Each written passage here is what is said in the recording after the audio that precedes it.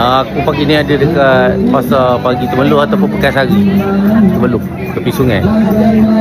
Baru ni ada apa? Ada yang keluar viral baru ni, nasi lemak isi dalam teh sardin.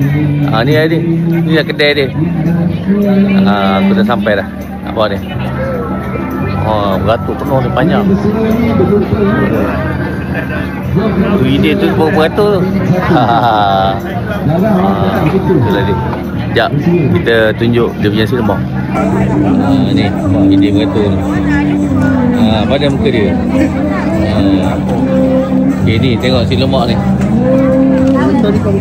Akak ke keluar sok khabar baru ni?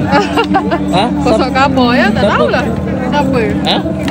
Baru ni keluar TikTok ke sok khabar tak tahulah. TikTok ya? Ada orang khabar isi lemak dalam teh. Ya, ni. Tu dia. Baik buat.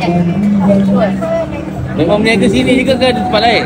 Sini je untuk nasi lemak ya? Kalau macam Sena ke Putih Raja ke dekat Gobang Maju. Gobang Maju. Dalam Gobang Maju tu ke? Dalam Gobang. Ya. Siapa nak beli try apa ni nasi lemak telur biji ni boleh datang sini. Esplanade Rehat pagi. Esplanade Temeloh. Alright.